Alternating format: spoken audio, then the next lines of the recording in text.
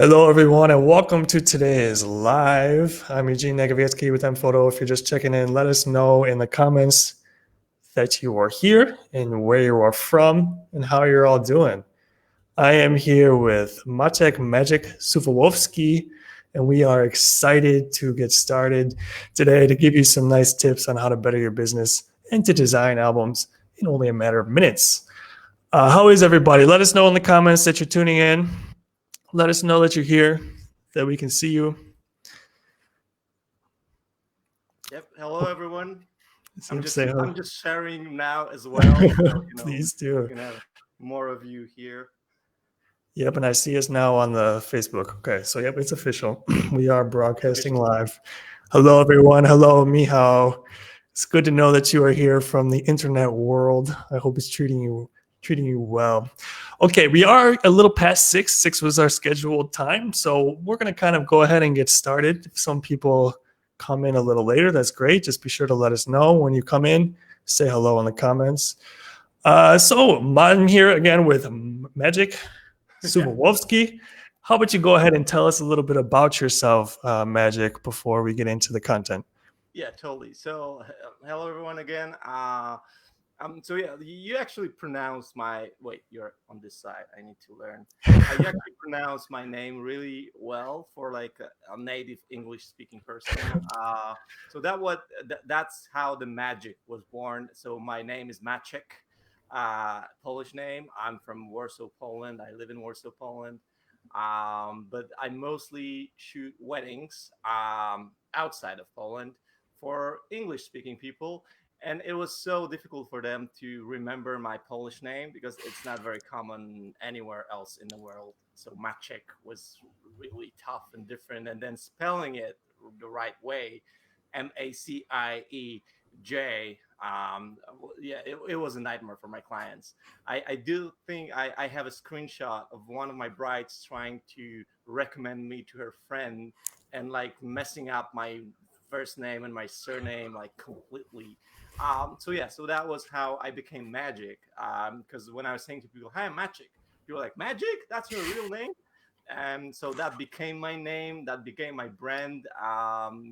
That's easier for my clients to learn and repeat and share for the interwebs. So yeah, magicweddingphotographer.com is my website. Magic Wedding Photographer is my Instagram handle. So it's like just easy and smooth. Magic Wedding Photographer.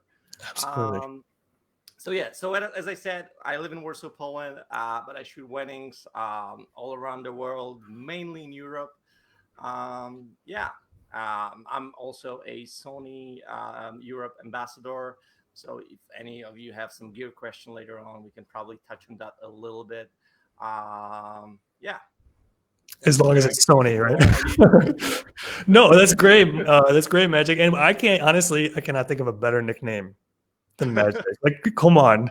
And hello, David. No, go ahead. Yeah, but the funny thing is, I've met, like, I know that some of my friends that have the same name as me also became Magics. Okay. So Okay. that might be a little common for Maciek to be pronounced Magic. But yeah. Well, what does everybody want their magic or their wedding photography to be? They want it to be magic. So I think that's wonderful.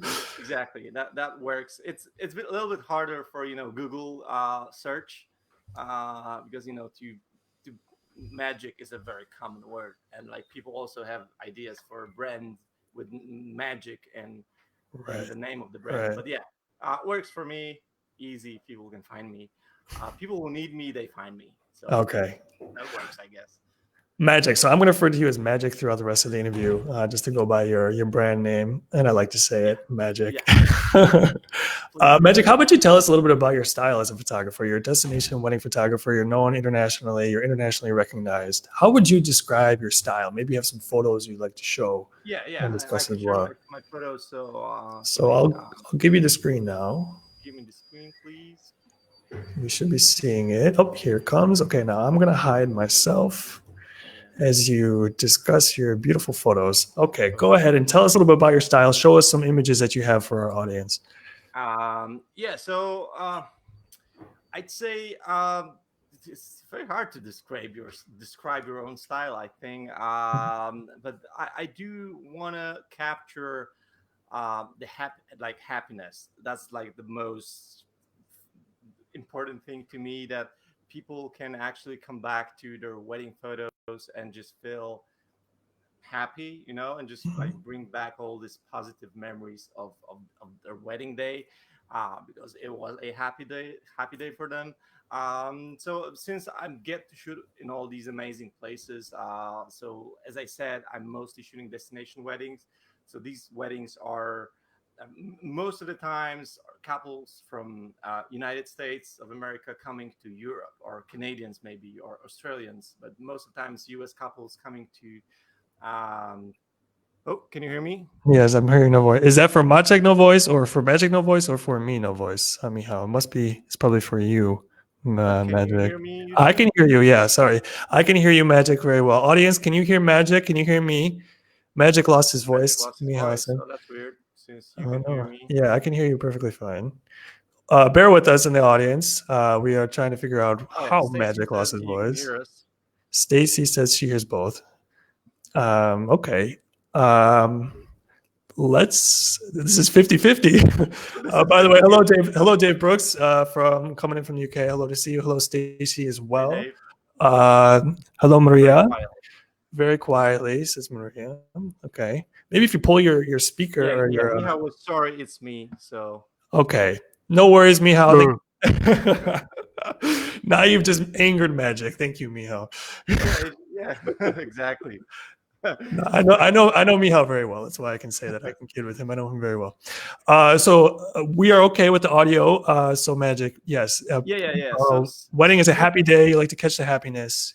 I get to catch the all the happiness, but also since I get to shoot in all these amazing places that I said, mostly couples coming to Europe.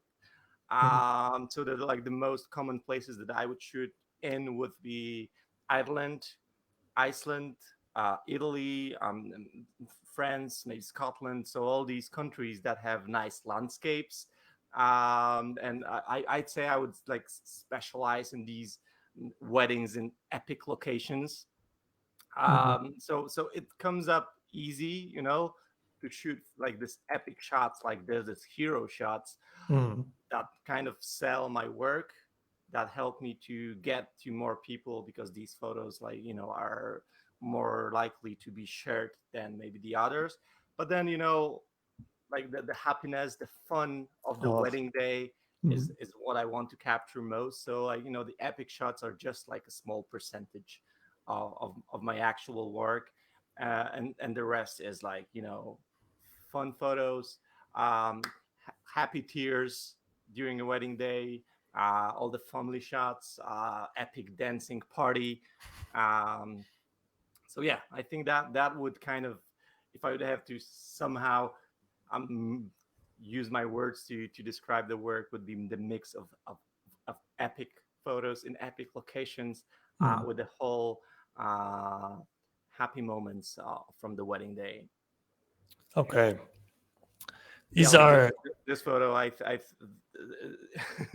one of the funniest photos from last year that I have taken. It was one of the weddings that I shot in South France, and in this photo you can see the parents of the bride, so mother of the bride, father of the bride, and sister of the bride, all crying with different parts of their face covered.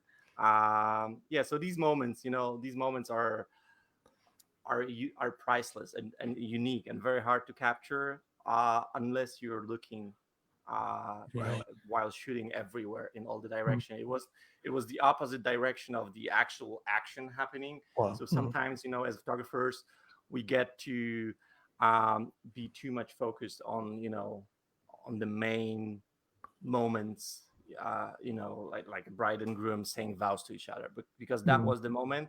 But what we should be doing is, look everywhere, look around, listen to what's happening around you, and be as much, everywhere as we can be. That's a beautiful photo. I was going to ask, I see a question from Miha. I'm going to get to that in a second. But I was going to ask you, does that just kind of come with the experience then of knowing to try and capture a shot like that? Or again, it's just kind of an instinct that you have to say, oh, this is the action, but I want to look over here because I can see a really nice shot is going to come from over here. Does that come from Yeah, experience? yeah, it does come. So with experience comes definitely what comes with experience is confidence Mm, that makes you confident about taking the main shot. So you can take the vow photo and then be like, yeah, okay, I got it, what's next, what's there next, and look mm, around and find the next moment to take. Also, I think it, like with when you design albums, that we will cover in a bit, mm, or maybe put a block on your website, you realize what you have, like what kind of material you have. Like at the moment that you put your photos together next to each other, you're like, okay, why don't I have a photos from the other side? So that it helps you to be a better photographer mm, after looking at your photos from like previous wedding. mm, You're just realizing what, hey, did I miss something, or should I take photo around? Oh, why did I use only one focal length? I could have done two, so I can have more various photos. Like more different from each other. So mm, I guess it comes with experience as well, and being willing to definitely develop yourself uh, afterward, like learn from your own mistakes or just from your own work. You mm. can easily um, learn from that, right? Yeah. You mentioned focal length, so I want to come back to Mihal's question. Do you find that you're Yeah. using one focal length kind of more than others? Do you have a favorite? How could you answer or address Mihal's question about focal length? Yeah, so definitely I do have my two favorite ones are 35 and 55. So I use two lenses that are quite close to each other in terms of the focal length and the actual like visual output. But 35 is like my main documentary type of lens that I use, from throughout the day, all the time, and then 55 would be the one that I would use for little close-ups. Mm, And then I do have number of lenses that I would use for specific situations. For example, like this one. mm, This one is used is taken with a tilt shift lens. I adore it. I love shooting with tilt shift lenses as well, like this one. So tilt shift lenses are lenses that allow you to have a totally different um, perspective on having two subjects being far from each other, for example, focused in mhm. one photo, and then what is in between them is out of focus, like here. So the photo like this is impossible to take it with normal lens. Either Mm, you would have everything in focus, or you would have him in focus and she would be out of focus, blurred. right. And in this image is just used for like a nice effect, just like a blurry effect from the top and the bottom parts are blurred, and their faces are Right. in focus. Oh, that's a So nice yeah, answer. but 35 and 50 would be, and 55 would be my favorite ones, my main ones to use. And then I have a 24 for dance party, and two tilt shift lenses for portraits. Okay. Hmm. And I love the way that you work the background into your photos. Oh, like here's a perfect example. I love the picture with the skeleton, how you make that working with the picture so well. So getting a lot of the background into to help accentuate the couple and the experience, I think it's really beautiful. This is what. Where was that picture taken that we see here right now with the couple on This the is mountains? Portugal. Hmm. This is near Lisbon. Very nice beach. One of my favorite ones, actually. It's called Ursa Beach. Mm, Ursa, I think, Praia da Ursa. I don't know how to pronounce it correctly. It's a bit hike to get there. So yeah, for example, with this story come like with this photo comes a story that it took us, I think, half hour to hike down. mm, There's like this rocky area that you have to go. It's a very remote beach, so you cannot access it by car or just get there. You just stop at the parking lot and then you hike for like half hour, mostly down, like a little bit around. And when we got to the beach actually. The bride told me that the groom told me that the bride would never do that, like if not for that photos, Oh, so it's like she's very afraid and like scared of things like that. But for that photo she was like, yeah, we yeah, whatever magic says. So having that kind of trust from your couple is also like important. But Mhm, I think it also comes with what you show on your website, and what you kind of build the expectations, mhm, and couples expect something from you, and mhm. then if you're confident enough, they will do anything to get that with you. You know? Okay. So how does a shoot with you work? Like, do you have some of these destinations scouted out already, or do you just go there with the couple and it's kind of new to all of you? Is it you just leading the way? Are you willing to let your couple kind of come up with some suggestions for some shoots, like or shots? How do you kind of play it out, just like a shoot that you have in a destination with a couple and a Yeah, wedding? so it depends, because like I would say it's since most of my clients are destination clients coming to Europe. Hmm. Then there's everything is already picked. I Hmm. just go to the place they picked to Hmm. shoot their wedding, and hopefully we'll get 15-20 minutes of portraits that day. And it's like, if it's nice location, it's easy. If it's not, like, usually it's nice location. Right. It's very hard Yeah. to for couples to pick not nice location for their weddings. But then there's like another piece of my work that is done with my local couples. So Hmm. here in Poland, I do shoot like number of weddings each year in Hmm. Poland, maybe between 3, 5, 7, something like this. Out of so generally I shoot like 20-25 weddings a year, and Hmm. maybe 5 to 10 are in Poland. Okay. Like if I would kind of average that. So the ones that are happening in Poland, I don't know if you know that. I guess yes, because you're here and you're working with local people as well, with Hmm. local photographers. We do have something that is called plener ślubny, Hmm. which is like the wedding portraits that you take outside of the wedding day. Right. Hmm. So like next week, maybe a Hmm. week after wedding or a month after wedding sometimes. So people would get dressed for in their wedding attires again. Hmm.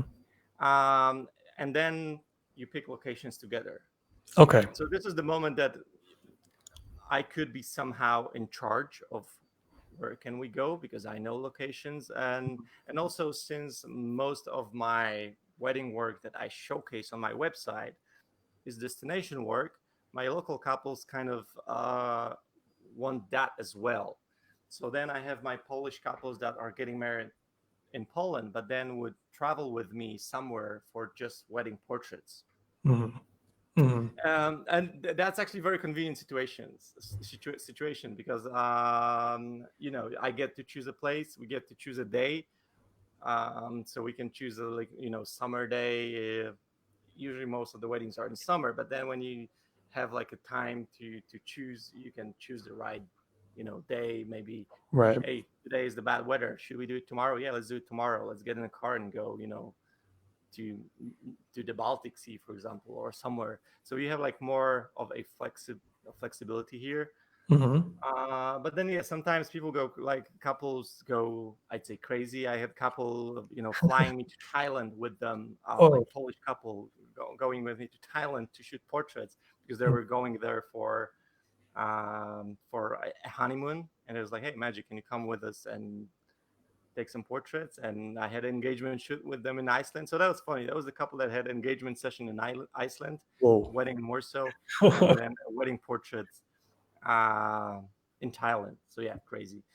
So Wow. yeah, so there is a certain amount of work that I get to choose, Hmm. kind of. But most of the times, like, yeah, like this photo that we're looking at, it's from a wedding that was in France, and I just went there, and it was all in one place. I had no word or whatsoever, no choice. Right. Uh, uh, where would we go? Yeah.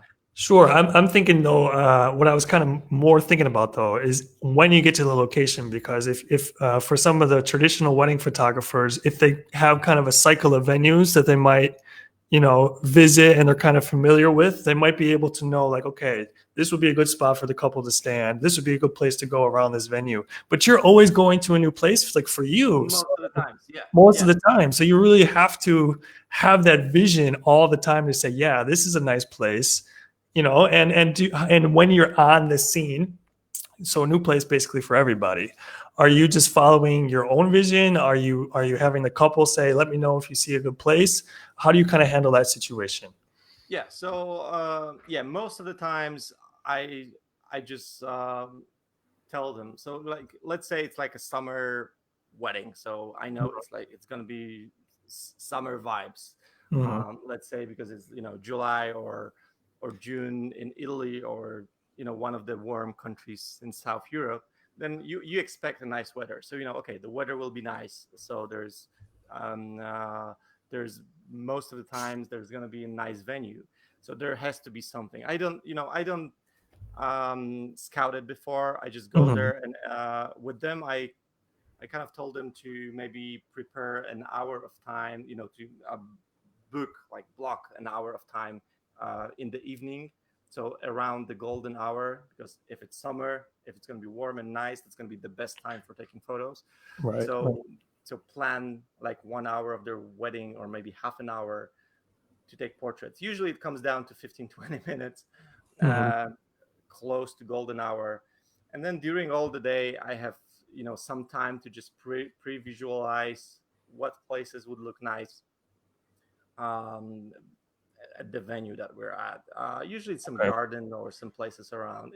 Right. There's not much of what we can do. I kind of follow the light, and, it works Okay. usually. Yeah. There's I know that there are people that would scout a day before, Mhm. and just go crazy with it. I kind of improvise with Okay. this. The thing is different when I'm going to a place that I'm familiar with, Right. and then I know that are like, yeah, for example, let's get back to the photo of that beach. So I was there before. Wait, 1 second. Mhm. Like this, so this beach, I know that that beach was there, Right. and I was so and the first time I was there, I didn't get to that beach because I Mhm. I didn't know that it's there. I was around, I was Mhm. like up at the top, and taking photos. And then I came back, and maybe I think my next couple that was from Lisbon told Mhm. me, hey, you were there for photos. There's amazing beach, like this remote beach down there. And I was like, oh shit, I didn't know that. So sometimes, like, when you don't scout, you kind of maybe you could have better if you Mhm. knew. So if I know, of course, I'm gonna try. But most of the times, I don't have time to scout. I come. So when I travel for weddings, I come a day before, Okay. and then I leave day after. So I'm Okay. just one day. I'm just there like for this one day of the wedding. So all the time I have for scouting is at actual wedding day. And as you Mhm. know, it's wedding days are rather busy, Yes. packed with like different things happening all the time. So it's just a few minutes here and there, just looking around and being like, okay, this looks nice, okay, that looks nice, and just Mhm. memorizing in your head that, okay, during portraits we can come here. Mhm. Sometimes it's the venue owners, or like people coordinating wedding, knowing that, oh, this is the place that you can take portraits at, this is the place. So yeah, it depends on the wedding, and Okay. the wedding venue actually. I understand that it's, often, Me? like you say, There? yeah. Do you hear me? Do you hear me? Do you hear me, Maciek? I'm Hello? speaking right now. You lost me. Guys, can you hear me? I'm here. Do you hear Maciek in the audience? I hear you, Maciek. I'm going to show myself for a minute. Yeah, I hear you, Maciek. I hear you. I got you. Yeah, I can hear you. Wait, what happened? Oh yeah, sorry. My bad. No worries. Okay, I'll just go away again for a second while we're still using your photos. No, and I forget that you can't see me, so I'm like, sometimes you're talking and I'm making Yeah, facial expressions to let you know that I'm listening, and I'm like, wait, you can't see them. yeah. Um, So I understand. Yeah, often, obviously, a lot of times you're at the mercy of couples in terms of where you're going to go because it's their wedding.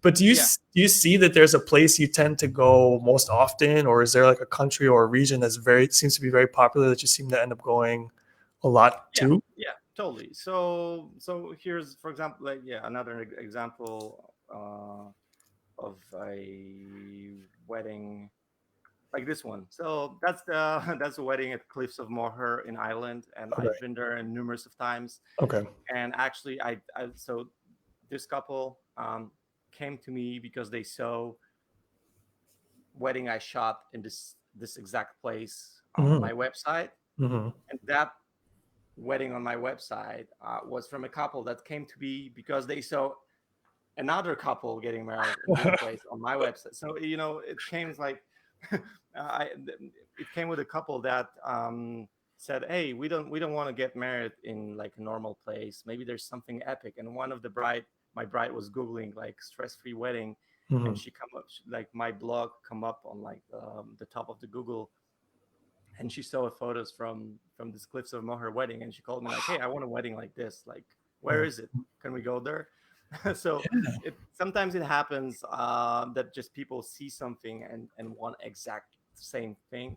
So Sure. this was the case of this couple. I knew this place before, so this was like familiar to me. I know where to shoot portraits. I know what would be the most epic spot for them to perform the ceremony. So Mm-hmm. this spot with this cliff in the background and the ocean, it's like the most breathtaking view, and like with the wind and everything. And since they saw that on our website and they were like, "Hey, we like it," yeah, you know that it's gonna work for them. So yeah, Yeah. this would be example of a place like this, or Iceland. So I've shot probably 10 or 15 weddings in Iceland, and most of the times these are people that come to Iceland for the first time. So I've been there like 10, 15 times, and they have not been there yet. Oh, So okay. they kind of rely on like, "Hey, what places you think we could go?" Okay. And then I can suggest some places. I can show some example photos and be like, "Hey, you like this? We could go there. It's really close, and we have time for this, that, and that." Sometimes it's people, wanting to get married in this most popular spots that they know from Game of Thrones, Yeah.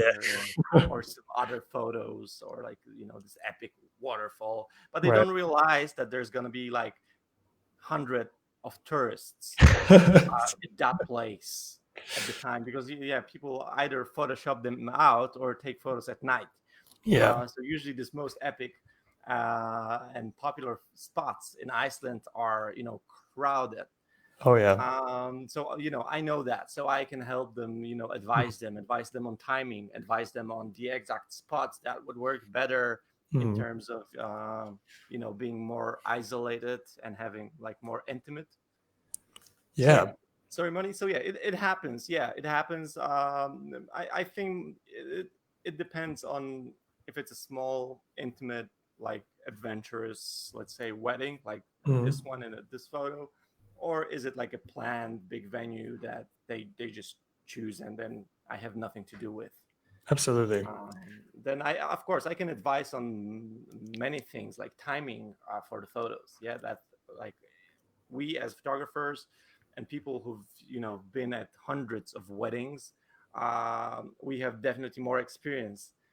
Like what time would be the best to take photos at Mhm. versus the couple or the planner who don't sometimes don't care as much about if photos going to be during golden hour or any other hour of the day. Right. So if I can advise something, these would be the things that I try to work with every couple. Okay. Hello to anybody who's joined in the past few minutes. Yeah, If you have any JCB. questions, please let us know. And I'm Maciej, because I want to say something while we're still on this photo of the Ireland thing. Yeah, I think you brought up a really good point about how people saw the destination on your website and then they've said, "Hey, I want this." So the point that I'm trying to make is the power and influence that photographers, websites and social media things can have on their clients. We often hear people say things like, show what you want to show off what you want, the clientele you want, the places you want to be at, the products you yeah, want to be selling, because clients are influenced by it. So I think this picture of Ireland is a perfect example. Like you say, people come to you, they see what's on your website, and they say, hey, I want that too. So that can apply for many things, products, kinds of people, all this kind of stuff. So your websites, all your photographers, very important. Keep them up to date, keep them the way you want to keep them, and you'll be doing really well. I think that what you said, like show what you want to shoot, is the foundation of whole like marketing behind this. Because like I remember hearing that from one of the most popular destination photographers, Ed Pierce. Yeah, Ed Pierce from UK. He was a destination wedding photographer, and he said, like within one night, I can switch my photos, all my photos, from my website to show only London weddings, and just change from a destination wedding photographer to a London wedding photographer. And it would just shift like the clientele, the clients that you have, immediately, because they will see something else on your website. So Absolutely. it will resonate with different type of clients. So yeah, that's how I kind of became, let's say, destination wedding photographer. Okay. With just showing these epic spots and this epic portraits in these places, and then people are coming to me and being like, hey, I want a wedding like this. Hey, I'm actually planning wedding like this. Hey, wedding like this would be amazing for me. Can you tell me where it is? Can we do it? And then it just became my thing. And a lot of times professional photographers, wedding or otherwise, but especially wedding, because it's such an intimate process, working with the couples throughout the process of the wedding shooting and stuff, they worry that they might get clients that they're not comfortable working with, or clients who might come to them kind of for the wrong reasons, so to speak. This thing that you're talking about, by just showing this stuff and showing what you want, is that a good way to kind of make sure that you're getting clientele that you are going to feel comfortable working with, clientele that are coming to you because they want you? What are ways that photographers can make sure that they are getting the clientele that is going to appreciate them, properly? I think it comes down to two things, because like I'd say, that's like showing what you want to shoot, or like showing just destination photos or photos like this because you want to shoot destination weddings, is one way of doing things. Not necessarily the best, or the most profitable from like a business perspective, because you're kind of filtering down your possible clients. So from one hand, maybe you want to do it because for some reason you're happy with shooting maybe limited number of weddings, or just in a specific type of places, or just like you say, maybe you just want to feel good with your clients, and having that connection with them, that they chose you for the right reasons. But like it could be, for other photographer, it could be better maybe to show everything, to be the more versatile photographer they can be, to get the most number of weddings. Some photographers would maybe focus on volume more. Okay.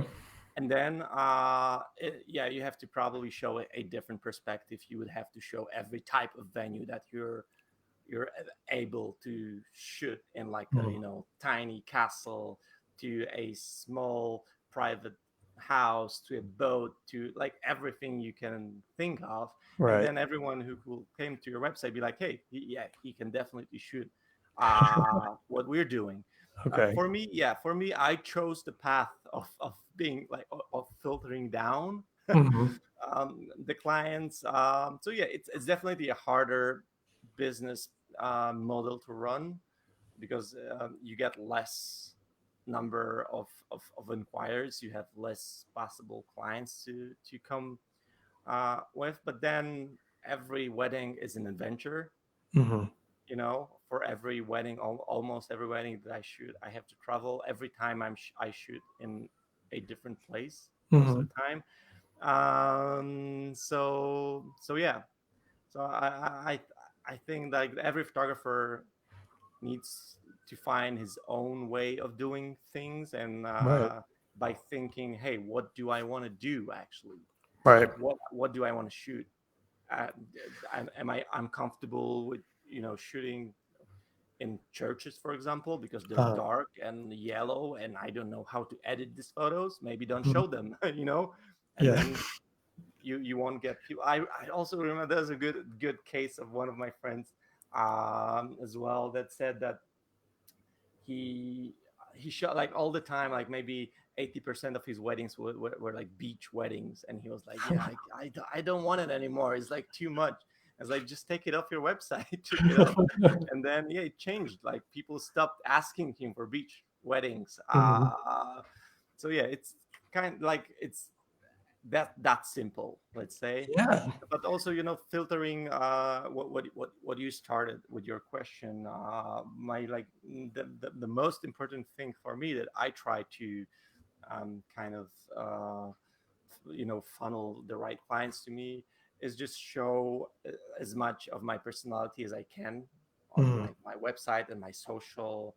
My Mhm. Insta stories would be just me doing some my things, let's say, just having fun and just showing myself. So I'm sure that the clients that come to me just are just comfortable with me as a person. Mhm. And and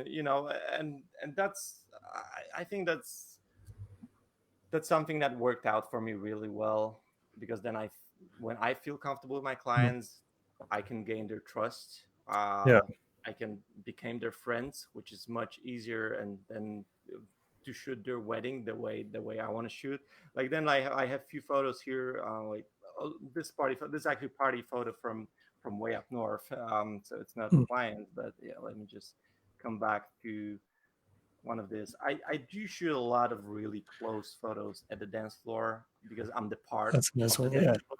So it's kind of one of my things as well Yeah. to show the wedding day from like the first perspective. Okay. You know what I mean? So they when they look at the photos, they feel like, yeah, this is what we saw. This is not the guy who's standing 10 feet apart, Right. shooting with like his 10th telephoto lens from Right. behind the column and just capturing moments. This is one way of doing things.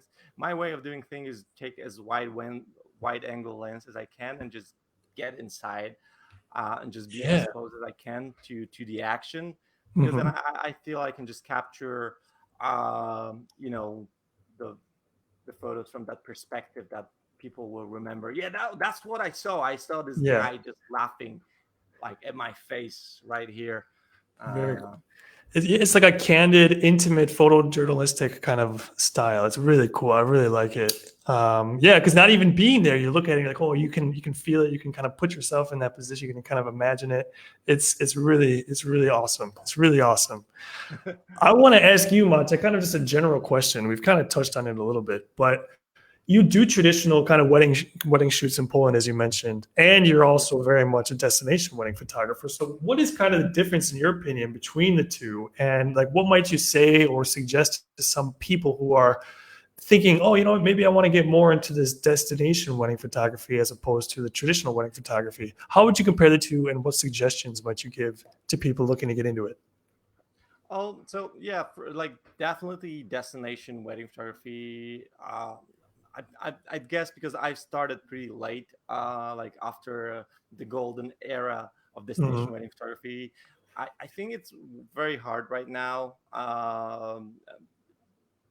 That's one thing, just to get to um, get to find the couples to trust you to fly you somewhere. Right. So it needs time to build Hmm. that.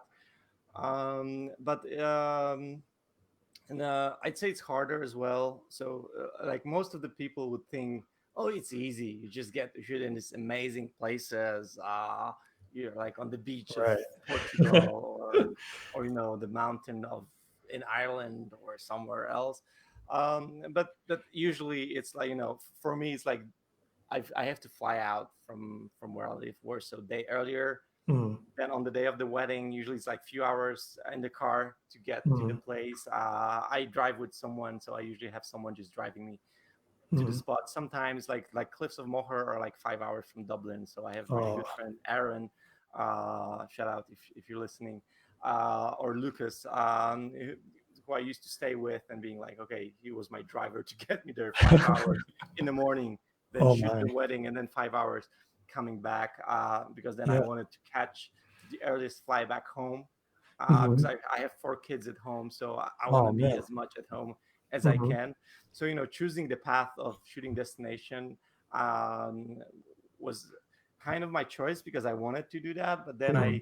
I was like, yo, but I want to be at home more. So how Right. to how to do the best of the Balance it. best, both of the best of the both worlds. Hmm. So I started shooting less.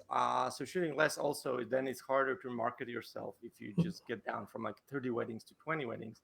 You Hmm. have less referrals from the couples and so on. So definitely building your business around your local market would be easier Okay. because you get to know the venues, you get to know the vendors, right? So if you shoot a couple, probably their brothers, sisters, friends, and everyone Mhm. else from the family would get married in the same area.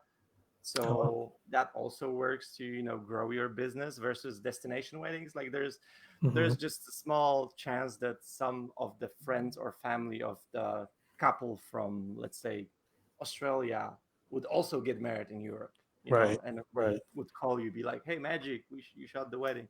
It like I don't say it doesn't happen. It did happen a few times. It did happen in epic ways. Like I shot a wedding in Spain, and I met people that then invited me to shoot their wedding in Vietnam. So Oh, yeah, it happens, but it mhm. happens definitely much less than in a Okay. local market. So local market is very far easier. Okay. I'd say probably mixing up like and mastering your local market and then shooting a couple of destination weddings a year would be the best business model in terms of just running a sustainable business Okay. um, as a photographer. So yeah, these are like kind of completely two different worlds. Demanding different skills and like in terms of also marketing yourself and you're building your website. As I said, if you want to shoot destination weddings, you need to show destination weddings, but then you're losing that part of the local couples that would book you. Like when I Okay. switched my website to like 100% destination weddings, like the volume of the inquiries from my local market that definitely decreased. Oh, okay. So And I want to get to kind of the business side of things now, and particularly how kind of print products can help keep a photographer having a successful wedding photography business, be it a destination or traditional wedding photography business. How do you feel like print products can help photographers maintain and build a successful photography business? so yeah, I think like half of my couples gets album Hmm. in general. So it's I think it's the power of the product that they can touch. Hmm. It's what makes the difference. So like no matter how epic the photo is, if you look at your smartphone, a smartphone, yeah, and it's like Hmm. this size Yeah. versus you can get uh, a print that is this size, it would just make a different impression on the client Hmm. and also their friends and family. So I'd say that the printing products like albums or just prints are definitely one of the easiest ways to market yourself to a potential future clients, Hmm. within the range of the friends or family of your couple. Because if your couple is getting an album, they won't hide it. You Right. know, Hmm. they will just showcase it to everyone that will come to their house. Which so so that's like free marketing for you. That's like a way of your work to be seen to every possible guest of your couple. So I remember my wedding photos. We had this box from our photographer with prints. We didn't get an album back then, Mhm. but we had that box of prints. And for the first, I don't know, 2 years, everyone that came to our house saw these photos, Wow. right? Yeah. So this is how it works. And if you're getting something epic, like Mhm. big epic printed albums, And what size is that? you Is just that 12 by 18? uh, oh man, I think this is 40 Right. Okay. And this is So that'd be like something, 16. Yeah. So that'd be like 16 inches by 12 inches, probably yeah, 40 by 30. yeah, I'm really bad with inches. It's so cute. But We yeah, got both. We got both dimensions on our website. So if somebody yeah, finds centimeters, you know. in the centimeters, it's 40 wide, Okay. so it's huge. And wait, let me show just some big, yeah, moments. So the way they can actually see this, it's bigger than my 27-inch screen, right? Well, yeah. So it's huge.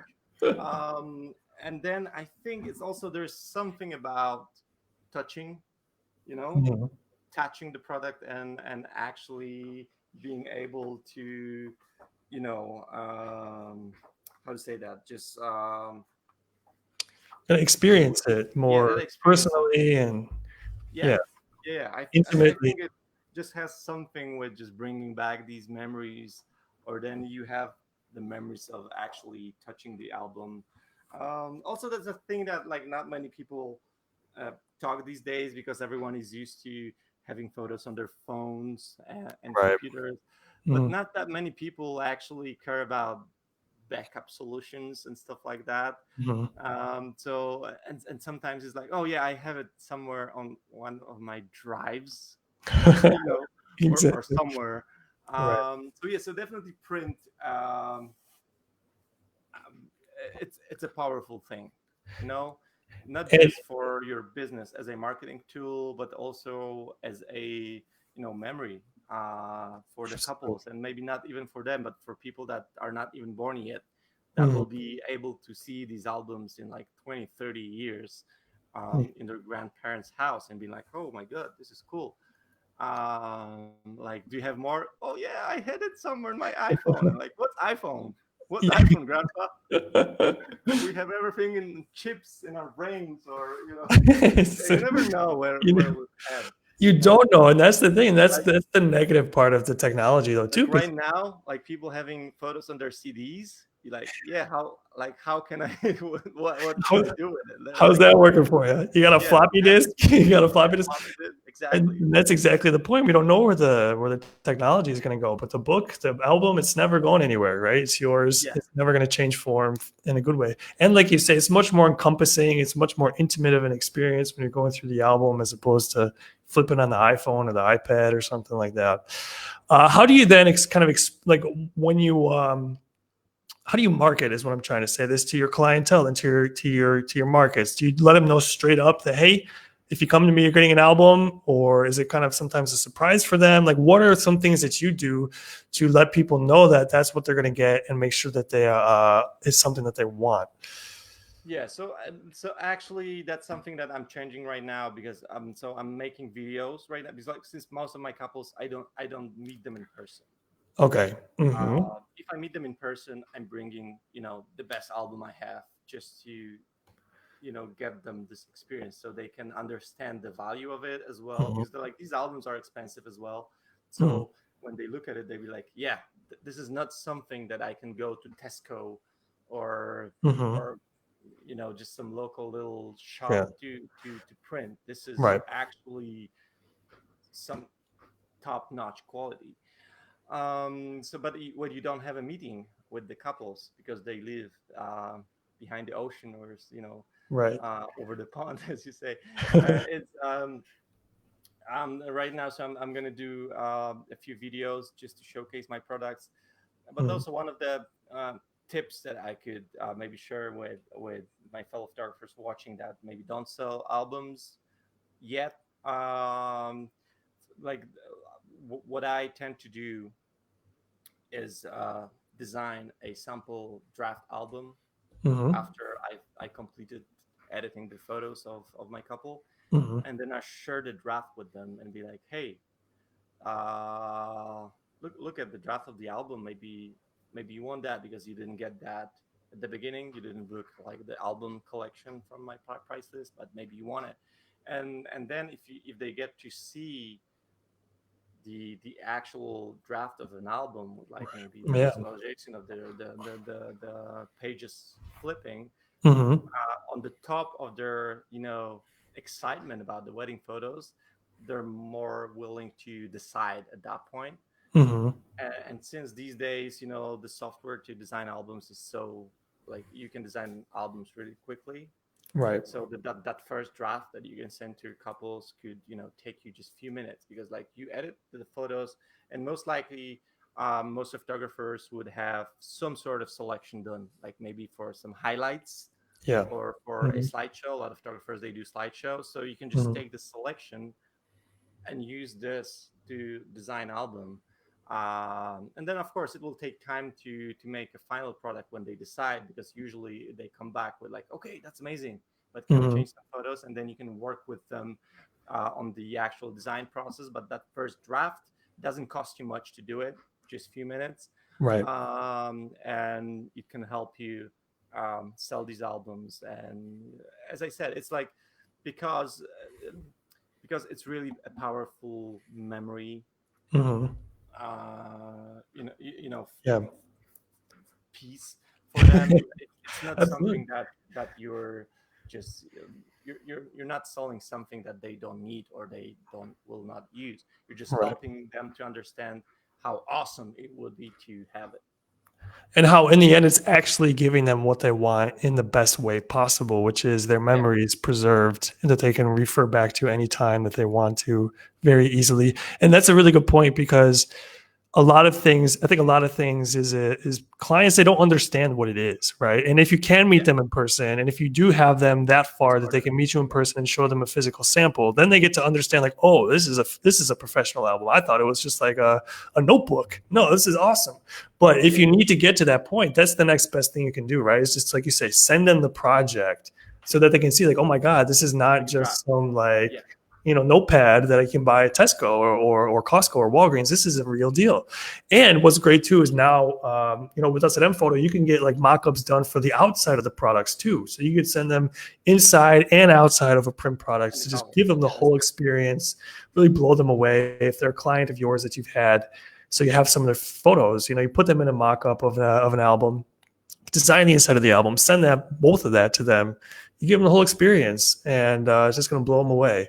So that's wonderful. Now, when you're designing albums, we're gonna get to kind of your demo in a minute, but in general, when you're designing albums, like what are some things that go through your mind? Of what pictures to include and kind of maybe ones not to. Like, how do you kind of cull, like CUL, like how do you limit your selection down from your whole base of photos to what you think is like album worthy? And do you have any like tips of what to put kind of in the album and maybe where to make it compelling and exciting? Yeah, yeah, yeah, yeah. So usually, I tend to choose maybe 100 to 150 photos from a wedding Hmm. that I would just put in the highlights, that Hmm. I would say that this is the best way to just quickly tell the story, Hmm. right? So it needs to show the photos, like where we are, Hmm. who is there. Hmm. It needs to show the portraits of the bride and the groom, but as well like family photos. It kind of it's similar to showing your blog posts. Maybe like people are familiar with building their blog posts and showing photos on their blog, Hmm. but with like a little difference of showing more family photos, because albums are more for families.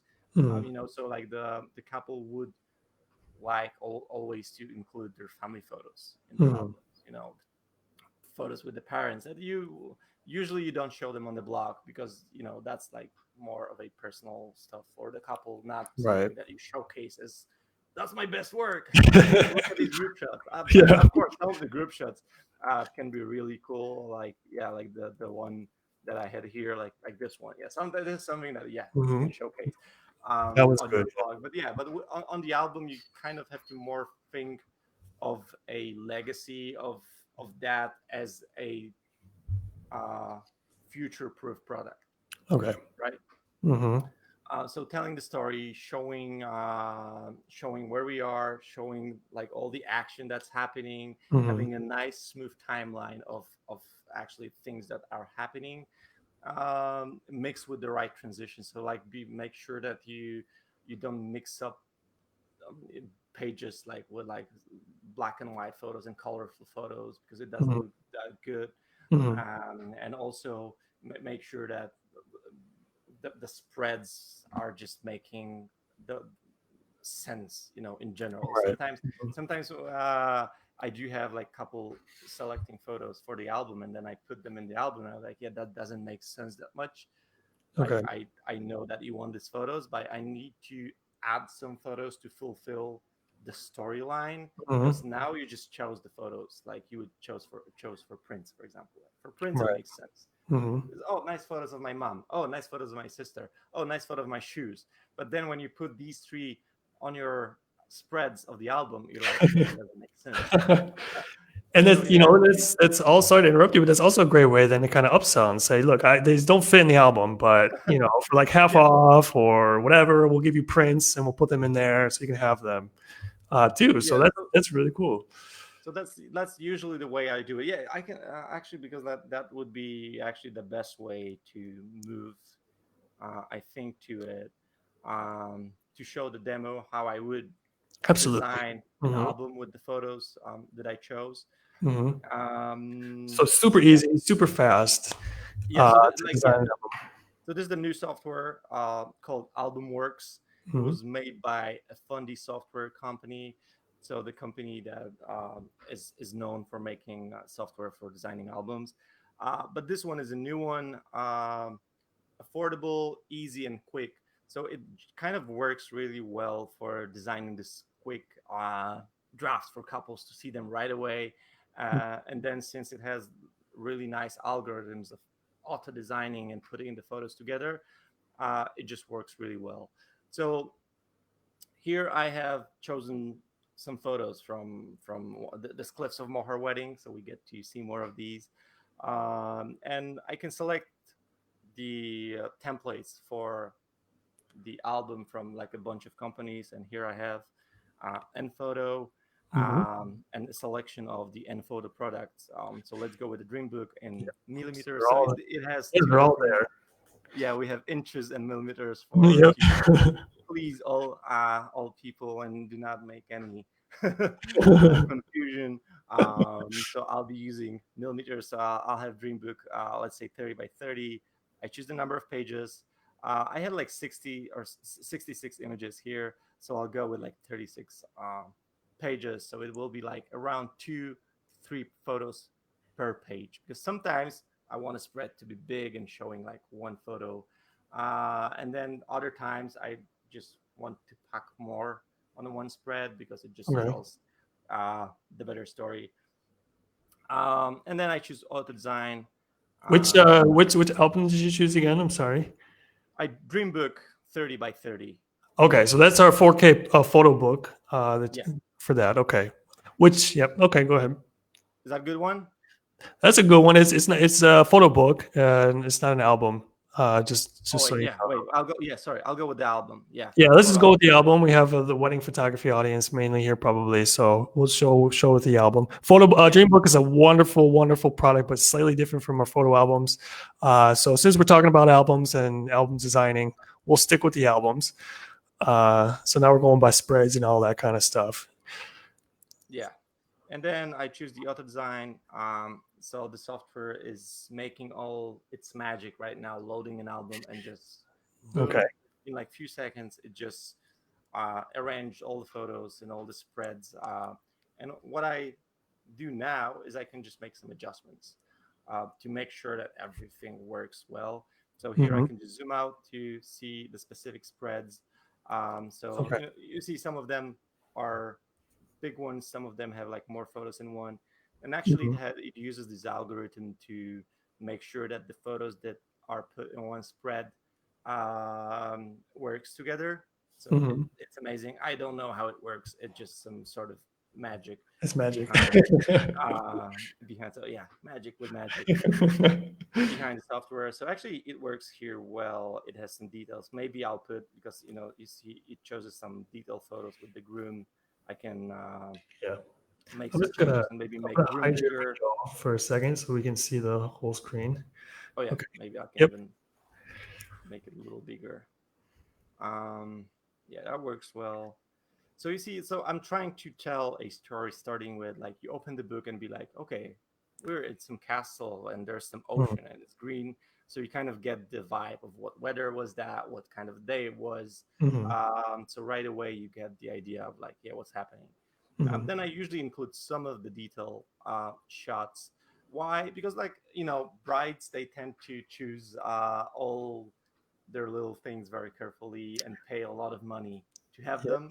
Yeah. So they, yeah, and these are usually for just one day of their life. So it's nice just to show them in the album as well. Yeah, save those too. Yeah, he's spending a lot of money on them. And then you have just some of the, getting ready action here. Maybe this spread is really busy. I could probably remove these black and white photos and be like, yeah, I'll just get them somewhere else later on. Um, so I have some sort of like getting ready situation happening here. If I want, I can just change a layout here. Hmm. So I can just be, okay, this layout would work better. Maybe I'll remove uh, the detail shot here and just include detail shot and a bride getting ready on the right side here. Actually, Hmm. maybe that photo doesn't work with the spread.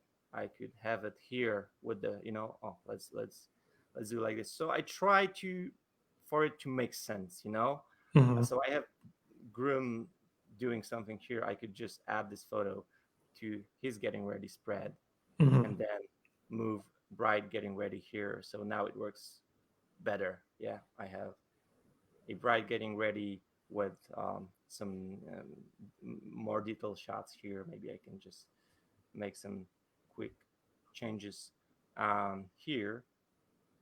And then what I really like about the software is that, look at this, when I zoom in, I hope you will able to see this. Hmm. And I have transition between the photos. I can just adjust it like this right away. So I can just make quick and smooth changes Okay. to the layout of photos, so I can kind of make it a little more custom, so it works better with. So you can have it upload everything automatically, and then you can easily go Yeah, in and adjust some yeah, details throughout the process.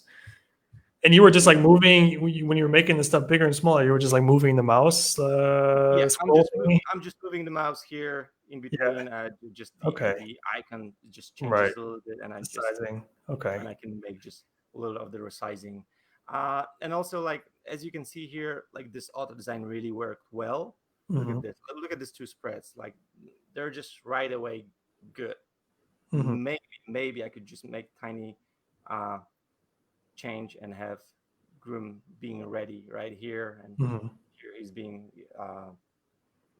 helped by his brother, and now he's ready. And now on this side we have a bride getting ready. Um, then also here I would make little adjustments. Maybe wait, I'll get back to it and then make this change. Yeah, like So this. for those who might fear they are not good at constructing an album and making a compelling story, this software will help them to create an album that tells the day in a compelling way. Yeah, totally. Like the layouts, they Hmm. really will work well. And then you just what you need to make sure is that you're putting the right photos on, the highlight kind of. Hmm. Uh, like for example here, I would probably change. You can't see that because that's tiny. But wait, I would probably change so the main photo is actually the bride and groom, Hmm. here. Hmm. And I would maybe make some layout changes. Wait, back to this one being the main photo. Yeah. So just making sure you're just getting what you want and getting what your clients would like and be happy with. And also from your perspective, that you're happy that you told the right story, that Hmm. it just works well, that you just flip the pages and you're just being kind of led by the story that's happening here. And that kind of where maybe a little last change here. You Hmm. can change the crop of the photo if you think if there's something not centered Okay. correctly, so you can just make quick changes, and that's it. Yeah, So it was that simple. Just like I had the selection ready. So designing an album is just like the matter of a few seconds. And then sure. with one click, you can just share a flip book. So like a visualization of the album to your couple. So they will just get this demo of like, hey, this is how it will look. So they get the idea of the whole, um, whole album, Hmm. not only the layout of the photos, but as well as like where the page is gonna, cut and Right. how the pages will go. Yeah, absolutely. Let us know if you have any questions in the comments to all of our viewers out there for Maciej at the moment or in general about anything. A really nice software, like you say, can allow you to design albums in minutes, take away a lot of that anxiety. Because I think that's the problem. A lot of photographers I run into, they just fear about designing albums that is such a burdensome and time-consuming and cumbersome process. But it's looking like it doesn't have to be so hard to do it. Of course, you'll want to go through and kind of check what it does when it does it automatically, maybe make a few Yeah, adjustments, but the exactly. bulwark of it is done for you. It doesn't take, look, that took what, like 5, 7 minutes, really, and you got a nice looking album. And of course, Exactly. this software is through Fundy, but we are partnered with Fundy with 10 Photos. So as we saw at the beginning, finding our products through this software is super easy. So you can use your favorite lab with your designing software, and it'll come out just as you expect it to in the final print product, just as it shows on all the spreads and the templates. Um, Yeah. Wait, can I so see you again? yeah, I Uh, will bring myself Let back. me just get back to your main view because I missed you all the time. I was just speaking to myself. You kept your pictures up, and I wanted to. Oh, I'm sorry. Well, you kept your pictures up, and I wanted to showcase those. Um, so yeah, are we done? I'll hide your. Okay, you did it. There we go. Yeah. I'm gonna go back to being small though, because I'm not the focus here. I can barely see now. It's just so big. But yeah, so um, AlbumWorks, yeah, you can check it out. It has like a trial, like 14-day trial, if anyone wants just to try it out. Maybe you guys have some weddings that you could just try just sharing the flipbooks to your couples, being like, hey, uh, maybe you just want an album. I'm running, I don't know, a coronavirus promotion or something like that. Depending on the country you are in, probably it's more or less getting back to normal. Poland is kind of coming back to normal, right? yeah, slowly. Yeah, it's coming back. Unfortunately, Slowly, some but places are surely. going back to having problems. But yeah, it's a great idea, like you mentioned earlier in the live, is just sending some of these projects out to people, generating their interest in an album. You can even do like anniversary things. You can find kind of any occasion, even if they bought something on the wedding day, maybe they want something, extra. So yeah, a wonderful way to give clients something to look at and incentivize them to buy some print products. Mihao Yeah. Chikansky had a question. He was asking, on average, how many photos do you end up having after you finish shooting a wedding? Oh yeah. So yeah, in terms of raw photos, on my cards, it's probably around 5 to 6 thousand photos. And then I call them Hmm. and end up with around 1,000 photos, and then I edit them and end up with around 800 photos from like a full 12-hour wedding day, and that's what my client will get. Like the probably like the average number was 6 to 800. Like since Hmm. I'm shooting Sony's, I kind of have more photos because they're faster and more accurate. I like that. I So like I found myself having more photos. Okay. Yeah. And how long does that process usually take you from going from the raw, 5,000 to down to what you show your clients? So I try to be as effective as I can. Probably whole process would take up 2 days. With editing photos, Hmm. calling and editing. The biggest problem is that like to find these 2 days in Hmm. your calendar, well, like amongst all the other things, like from especially with like the high season. So Hmm. if you're shooting like wedding after wedding after wedding, and you have to Hmm. travel for each of them, like Friday, Sunday, Friday, Sunday, Friday, Sunday, then you have just like 4 days a week Hmm. to get all the other stuff, Hmm. including all the marketing, all the emails, all consultations with the client, Skypes, and so on and so on, and then find time to actually sit and call and edit. So yeah, so probably my couples would need to wait between 6 to 8 weeks Okay. after Okay. wedding to get their photos, Okay. depending on what time of the season it is. Like if it's early in the season, they'll get it faster. If Right. it's later in Right. the season, it's piling up, maybe up to 2 months. Okay. Thank you, Martin. I don't know if you're still around. Thank you for tuning in. I want to ask you one last question before we go. This has been on my mind. You have a nice foundation of kind Yeah. of traditional wedding photography as well, but given the circumstances the world is in, how do you see that affecting destination photography? Do you expect it to kind of limit possibilities of going to Iceland and going to Thailand and going to, different destinations, or do you expect that it'll pass soon enough and you'll get back to kind of full speed, so to speak, with your destination shoots? Like first thing that I'm sure of that the next season is going to be busy for all of us. Okay. Um, Okay. because like most of the weddings that were supposed to happen this year Hmm. were moved to the next year, Okay. including the weddings that were supposed to happen in the next year are still happening in the next year. Right. Right. So it's like two weddings in one, two wedding seasons in 1 year. Right. Mhm. Of course, like you cannot shoot two weddings in one day, so some of them you probably might lose, Okay. Okay. because of this all, like as a result of like Mm. 2020 being canceled. But so the first that's the first thing. So it's going to be a busy year in terms of destination weddings. Probably it's going to be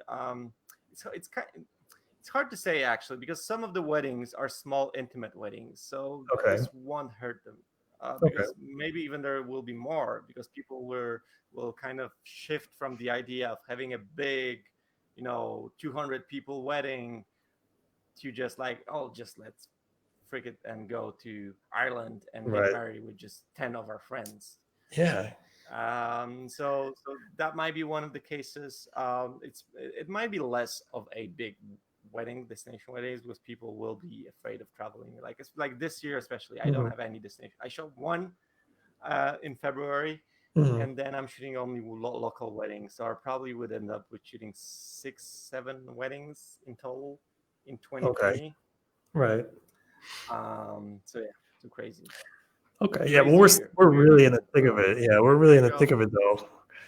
But as you say, as time goes on, I think Yeah. it'll start to dissipate a little bit, and maybe, like you said, maybe it'll help the destination photography side, as people think, okay, I don't need such a big wedding. Forget it. Let's just go somewhere and do it nice, small, outside, something like that. Very cool.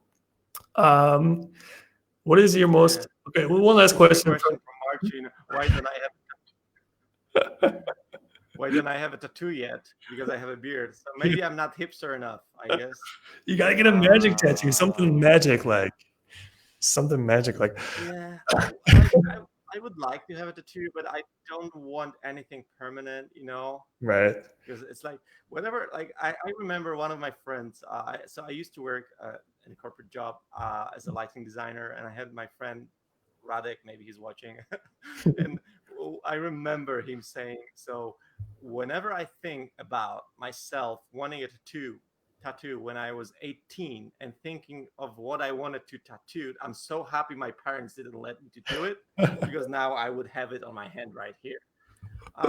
So yeah, so I think that's my mindset as well. So whatever I think I could tattoo on myself, Mhm. I'm not sure if I would like it in 10 or 20 years. It's a very permanent So decision. yeah, Yeah, I'm not a it's hard to tattoo go back. person.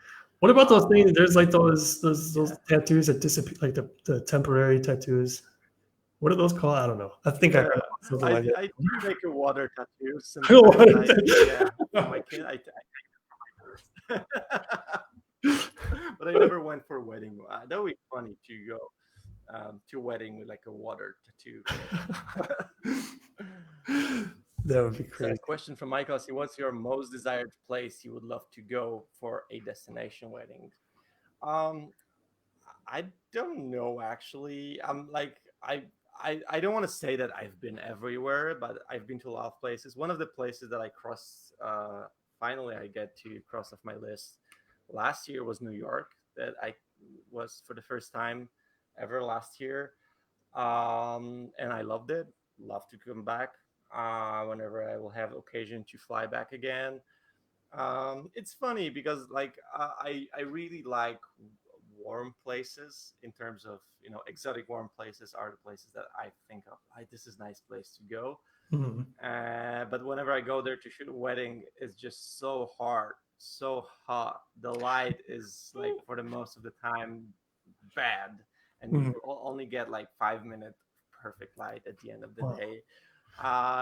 And it's so much easier to shoot in cold places. So like Iceland or Ireland or Northern Ireland in winter. Mhm. It's cold, like dark, but it's just so much easier.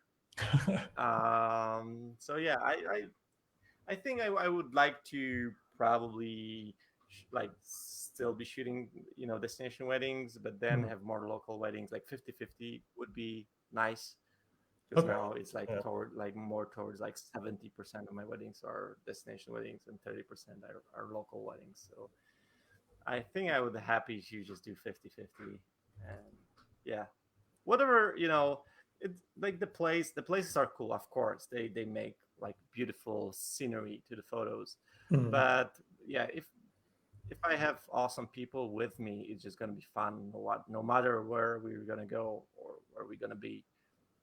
Do you ever go to these places that you go to shoot destination weddings? Do you ever go there, out of work for yourself, or do you feel like I've been there for the wedding, so I've been there, or do you try to go back to some places to say, No, okay, it's now I like can really see honestly, the last? many of the places.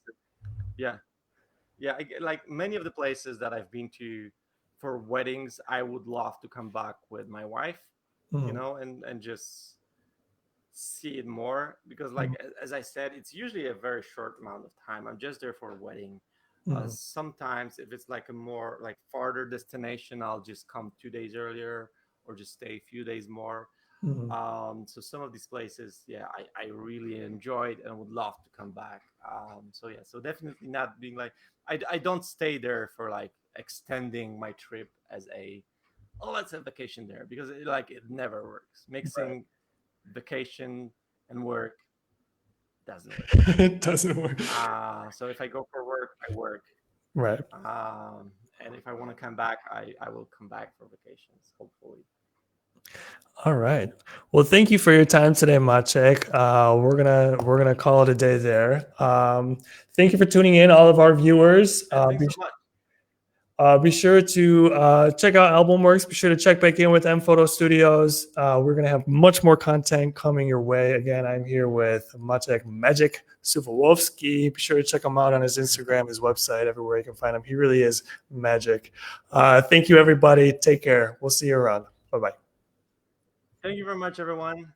Have a nice evening or afternoon. Ciao.